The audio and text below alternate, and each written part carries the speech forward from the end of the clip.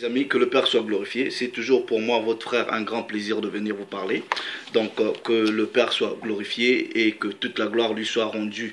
Nous disons aussi une mention spéciale à la personne du Christ, le premier-né de toute la création, le Seigneur et Sauveur. Donc, je vais donner une suite finale par rapport à ce petit partage qui concerne le jour du Seigneur. Est-ce le sabbat ou le dimanche? Donc dans cette dernière partie, nous allons donner quand est-ce que le sabbat commence, quand est-ce qu'il finit, et aussi profiter pour parler de l'origine du culte du dimanche. Oui, comme nous avons compris dans la première vidéo, que le sabbat, ok, avant que ce jour-là qui appartient d'abord au Père, avant qu'il devienne une loi instituée, était avant tout un jour que le Père lui-même s'était réservé. Et ensuite, il a fait de ce jour comme étant une loi que nous devrons observer à perpétuité. Ok? Les disciples ont observé le sabbat, les patriarches ont observé le sabbat, le Christ a observé le sabbat. Et comme nous avons lu dans le livre des Jubilés, je pense, où même les anges observent le sabbat. Ok? Maintenant, vous voyez, quand nous disons par exemple que le culte du dimanche n'est pas le jour que nous devrions en réalité consacrer à Dieu, ça ne veut pas dire que vous ne pouvez pas aller à l'église le dimanche. Non, c'est pas ce que ça veut dire. Mais remplacer le dimanche au jour du Seigneur, ça pose un problème. Vous voyez, je peux observer mon sabbat tel que c'est écrit dans les Écritures et peut-être décider le dimanche d'aller à l'église. Mais le dimanche, là, quand je vais à l'église, je ne considère pas le dimanche comme étant un jour spécial devant Dieu. Non. Donc le dimanche, moi personnellement, selon les Écritures aussi, est considéré comme si vous allez à l'église le mardi, le mercredi. Oui, c'est pas spécial. Mais vous devrez observer un jour spécial. Vous voyez, Satan a compris. Satan ramène les hommes à la désobéissance de la loi de Dieu. Il a bien compris. Vous voyez, quand il décide de tout fermer le dimanche, mais il vous oblige de tout faire le samedi, de tout faire le vendredi, vous êtes obligé. Vous allez chercher du travail, on vous dit, soit c'est du lundi au samedi, soit c'est du lundi au vendredi. Donc, on fait tout pour vous contraindre à la désobéissance. C'est pour cela que j'encourage plusieurs frères à l'entrepreneuriat, de sorte que vous pouvez utiliser votre temps à bon escient et selon votre guise. Donc, nous allons aller lire dans les Écritures quand est-ce que le sabbat en temps normal doit commencer.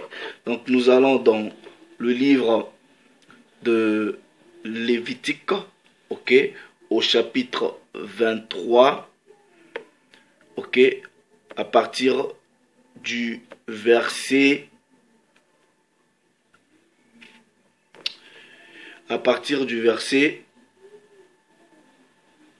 30, à partir du verset 30, ok? Toute personne qui fera ce jour-là un ouvrage quelconque, je la détruirai du milieu de mon peuple. Vous ne ferez aucun ouvrage. C'est une loi perpétuelle. C'est une loi perpétuelle. Perpétuelle, ça veut dire quoi? À vie. Ok?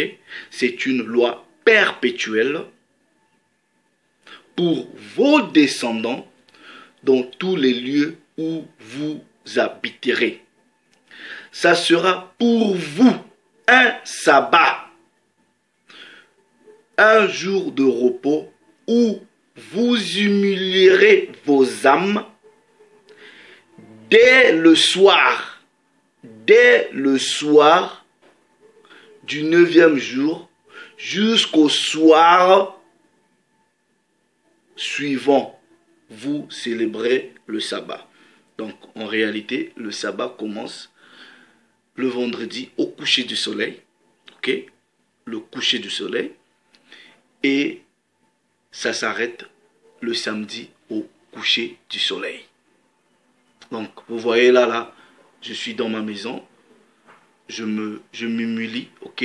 Je prie. J'étudie la parole de Dieu. Je partage la parole de Dieu. Voilà. Je suis dans ma maison. Tranquille, je fais rien. Mais ça ne veut pas dire, si quelqu'un m'appelle, par exemple, demain dimanche, d'aller à l'église, ça ne veut pas dire que je ne vais pas y aller. Mais dimanche n'est pas considéré comme le jour sacré. Non, c'est complètement faux. Donc le sabbat que nous observons commence vendredi au coucher du soleil et nous arrêtons samedi au coucher du soleil. Donc si vous me voyez par exemple samedi à 20 h dans la rue ou quoi que ce soit, ne dites pas « Ah mais toi tu n'as pas observé le sabbat ». Non, dès que aujourd'hui on est samedi, dès que le soleil se couche, c'est fini. Le sabbat il est fini, c'est fini. C'est fini, je fais ma prière, voilà, je clôture mon sabbat, c'est ça. Coucher du soleil, jusqu'au coucher du soleil, le jour du lendemain. Donc vendredi, coucher du soleil, samedi, coucher du soleil. Mais vous vous êtes jamais posé la question pourquoi les musulmans vont à la mosquée le vendredi? Vous vous êtes jamais posé la question pourquoi les juifs, les faux juifs de la synagogue de Satan vont à la synagogue le samedi? Mais vous, soi-disant les chrétiens, vous venez avec le dimanche. Ok? Bon, maintenant, on va vous expliquer l'origine même du culte de dimanche. Bon, je conseille ce livre-ci, ok, qui s'appelle Les deux Babylones. Ok, Les deux Babylones du révérend Alexandre Hislop, un livre très intéressant qui vous explique, ok, le culte catholique, ok, Babylone en détail. Ok, en détail. J'ai 2 copies. Ok, celui qui est intéressé par ça peut toujours m'envoyer un message inbox. Je peux toujours vous faire parvenir une autre copie. Un livre très très intéressant pour tous ceux qui aiment la vérité. Maintenant, nous allons aller dans les Écritures. On va vous parler du culte du dimanche. Comment est-ce que ce culte-là était imposé? Vous savez qu'il est écrit dans Proverbe 19:2 que le manque de connaissance n'est bon pour personne. Et dans Jean 8:32, vous connaîtrez la vérité et la vérité fera de vous des hommes libres. Livre de Maccabée, ok? Livre de Maccabée. Nous allons aller dans le premier livre des Maccabées. Dans le premier livre des Maccabées. Ok, vous voyez, il y a certains livres qui vous ont enlevé tout simplement parce que ces livres-là, ok, prophétisaient de ce que la synagogue de Satan, tous ceux qui vous ont ramené les histoires de religion. Il y a des livres qui prophétisaient déjà les actes que ces gens-là devraient poser. C'est pour cela qu'ils vous ont enlevé certains livres.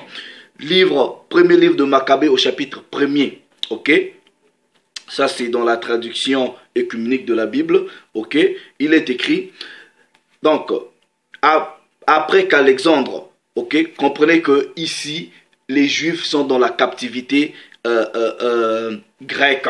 Ok, bon, je préfère l'autre version de la Bible catholique crampon. Ok, lorsqu'Alexandre, fils de Philippe, macédonien, on dit macédonien, ok, sorti du pays de Sétim, eut battu Darius, roi des Perses et des Médès, et fut devenu roi à sa place après avoir régné d'abord sur la Grèce. Il fit, c'est-à-dire Alexandre, fit de nombreuses guerres, prit beaucoup de forts terrestres et mit à mort des rois de la terre. Maintenant, pour que vous compreniez le premier chapitre de Maccabée, vous devrez bien comprendre, ok, Esdras chapitre 4. si vous comprenez bien Esdras chapitre 4, ce sont les mêmes choses. Et on continue. Ensuite, il poussa jusqu'aux extrémités de la terre et s'empara des dépouilles d'une multitude des nations. Et la terre se tut devant lui. Vous voyez, Javon, les Grecs, les Romains, les Édomites, là, c'est eux qui dominent le monde. Ils ont imposé des choses aux gens. Ça a commencé pas aujourd'hui, ça a commencé longtemps. Ok? Son cœur se leva et s'enfla d'orgueil. Il rassembla une armée forte et soumit des contrées, des nations, des souverains, et ils devinrent ses tributaires. Bon, quand ces gens-là, par exemple, je donne un exemple, ils venaient au Congo, ils venaient, je sais pas, dans des pays, mais les pays-là, les colonisés, devenaient leurs tributaires, ils imposaient. Ah oui, comprenez les prophéties, comprenez les prophéties. C'est pour cela qu'ils vous ont enlevé ces choses-là, vous allez comprendre. Après cela, il tomba sur son lit et il connut qu'il allait mourir. Maintenant, qu'est-ce qu'il fait? Il appela auprès de lui ses officiers d'un rang supérieur, les compagnons de sa jeunesse, et il partagea entre eux son empire pendant qu'il vivait encore. Alexandre régna 12 ans et il mourut. Maintenant, regardez. Ces officiers prirent possession, donc c'est la continuité du pouvoir. Ces officiers prirent possession du pouvoir, chacun dans son lieu. Comprenez un peu aussi même le morcellement, ok, le partage même de l'Afrique. Ayez un peu ça en image, ok. Tous ceignirent le diadème après sa mort, et leurs fils après eux durant de longues années, et ils multiplièrent les maux sur la terre. De ces rois sortirent une racine d'iniquité, Antioche, Épiphane, fils du roi Antiochus, qui avait été à Rome comme otage, et il devint roi en la 137e année du royaume des Grecs. En ce jour-là, il sortit d'Israël. Vous comprenez que les Israélites sont des Noirs. Il sortit d'Israël des enfants infidèles qui en entraînaient beaucoup d'autres, disant: allons et unissons-nous aux nations, c'est-à-dire aux païens, qui sont autour de nous, car depuis que nous nous tenons séparés d'elles, il nous arrive beaucoup de malheurs. Donc, il y a eu un groupuscule des Noirs, ok, qui se sont dit, bah, tellement ces blonds-là, ces Grecs, ces Romains nous dominent, ok, on souffre trop, bon, on va seulement aller s'unir à ces nations-là, ok, voilà, tout ce qu'ils vont nous dire, on va observer. Vous voyez comment même les rois africains se sont laissés duper, ok, sont laissés duper par les blancs, c'est ça là, c'est ça. C'est ce que ça représente plus ou moins, ok. Et ce discours parut bon à leurs yeux. Quelques-uns, pas tous, quelques-uns du peuple, donc israélite, s'empressèrent d'aller trouver le roi, et il leur donna l'autorisation de suivre les coutumes des nations. Donc, c'est-à-dire les Israélites, là, ces hommes noirs là, ils n'ont pas pu supporter l'oppression. Ils sont partis, on dit, bon, écoute, nous, on va seulement suivre vos coutumes. Et quelles étaient ces coutumes-là? Une de ces coutumes-là, c'est le culte du dimanche, et vous allez le comprendre, ok? Ils construisirent donc à Jérusalem un gymnase. Le gymnase, là, c'est les Grecs, ok? Un gymnase selon les usages des nations. Ils firent disparaître les marques de leur circoncision, et ainsi, se séparant de l'alliance sainte, ils s'associèrent aux nations et se vendirent pour faire le péché. Donc, ils se sont démarqués des signes qui représentaient l'alliance qu'ils avaient signée avec le Père, la circoncision. Quand son pouvoir lui parut bien affermi, Antiochus songea à régner sur l'Égypte, afin d'en être souverain des deux royaumes. Parce qu'il y avait le royaume Memphis et Athèbes, en Égypte. Il entra en Égypte avec une armée puissante, avec des chars, des éléphants et des cavaliers, et un grand nombre de vaisseaux. Il attaqua Pléthonée, roi d'Égypte, mais Pléthonée eut peur devant lui et prit la fuite. Et une multitude d'hommes tombèrent frappés à mort. Les Syriens prirent les villes fortes du pays d'Égypte. Et Antiochus enleva les dépouilles de toute l'Égypte. Après avoir battu l'Égypte l'an 143, Antiochus revint sur ses pas et marcha contre Israël.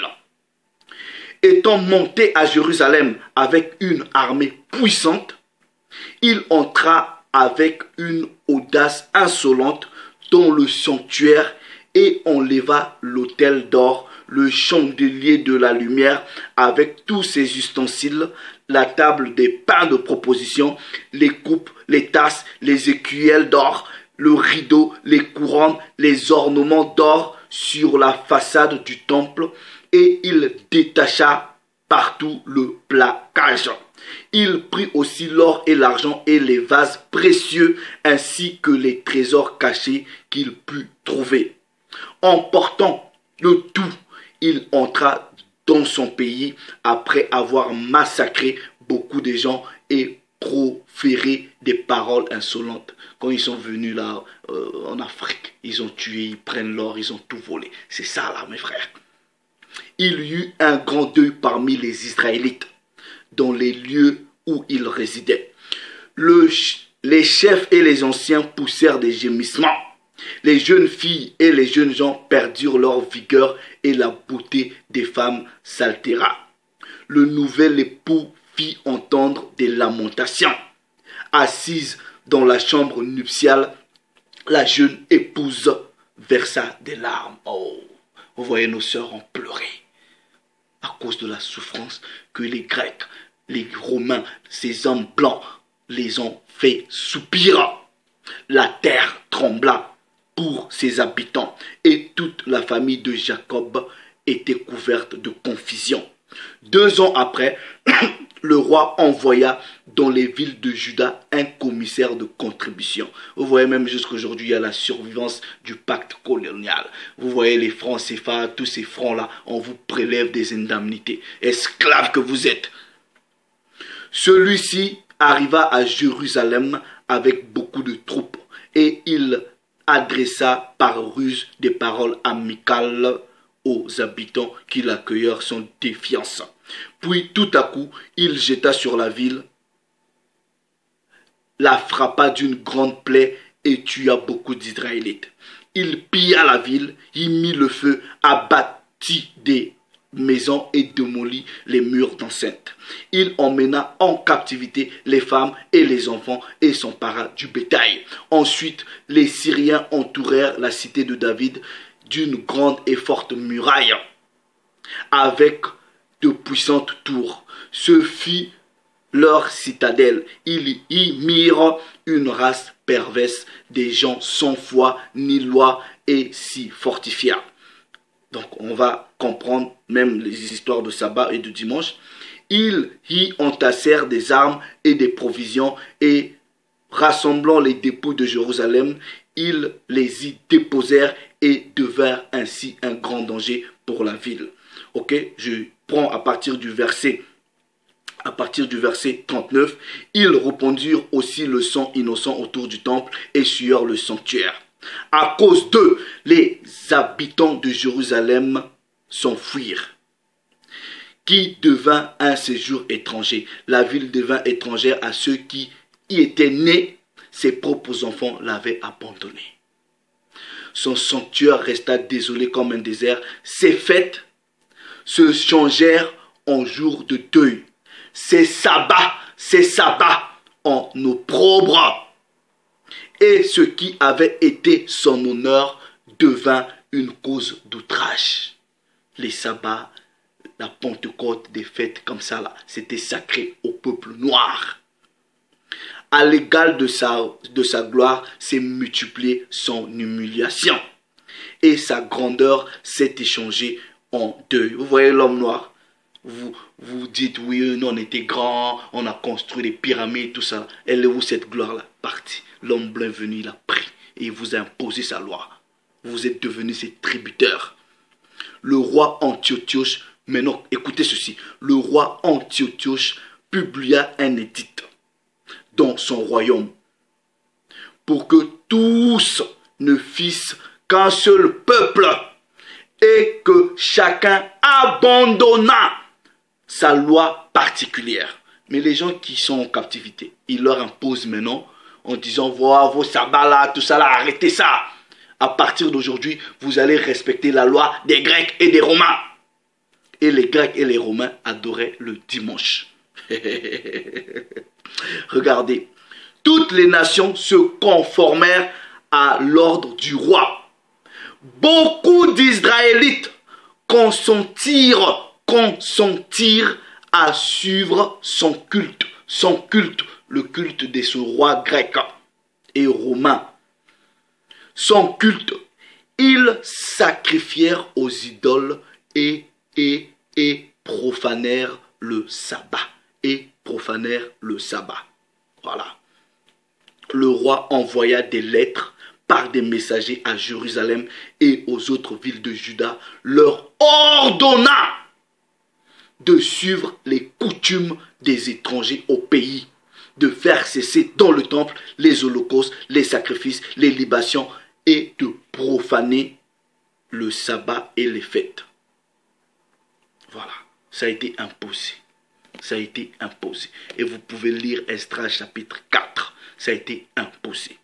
Et quand Constantin est venu, ok, il a suivi ce que ses grands-parents ont fait. Il a fait, soi-disant, du Christ. Soi-disant, il s'est converti, alors qu'il s'était converti parce que c'était pour des raisons politiques. Et ensuite, quand il a gagné ses batailles, il a fait asseoir son pouvoir. Il a imposé le dimanche, comme ses grands-parents avaient fait, tout simplement parce que le dimanche, c'est eux, ils adoraient le dieu Hélios, le dieu soleil, ou en anglais on dit Sun God, Sunday. Voilà, c'est pour cela, les Israélites se sont égarés et la loi du culte du dimanche a été imposée et jusqu'à aujourd'hui, les gens suivent. Voilà, c'est ça. Voilà, c'est pourquoi ces gens-là se sont arrangés de vous enlever les livres de Maccabée, les livres de la sagesse, Siracide, tous, soi-disant les apocryphes, ils ont enlevé pour que vous ne maîtrisez pas la vérité, mes frères. Donc, si Dieu parle de son sabbat, un jour que nous devons mettre à part, mais si vous mettez dimanche à part, ça veut dire que oui, il y a moyen que mais vous pouvez sûrement décider de dire, bon, au lieu de dimanche, nous allons samedi.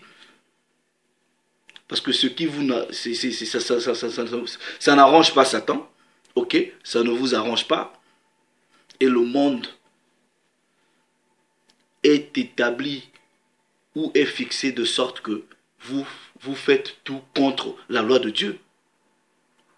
Moi, j'ai toujours prié. Vous voyez, même le travail, là, je dis à Dieu, ne me donne pas un travail ou qui ne me permet pas d'observer mon sabbat. Je ne vais pas le prendre. Même si on me donne des millions, je ne le prends pas. Ah oui. Parce que j'ai envie de préserver mon sabbat où je passe le temps dans la prière, dans l'étude, dans l'observance de ce que la parole de Dieu dit. Je préfère même travailler le dimanche. Oui, ça ne change rien. Mais le Père s'est encore glorifié. Vous connaîtrez la vérité fera de vous des hommes libres. Donc, je ne dis pas que vous ne devrez pas aller à l'église le dimanche, mais vous ne pouvez pas remplacer le dimanche au jour du Seigneur. Vous pouvez aussi observer le sabbat, ok? Et aussi, si vous voulez, aller le dimanche à l'église. Ce n'est pas interdit. Mais dire que non, ces histoires de sabbat-là n'existent plus, ok? Vous refutez ce que le Christ dit. Parce que le Christ dit, aussi longtemps le ciel et la terre ne passeront pas, il ne sera enlevé un seul iota de la loi, le Père s'est encore glorifié. Salut les amis.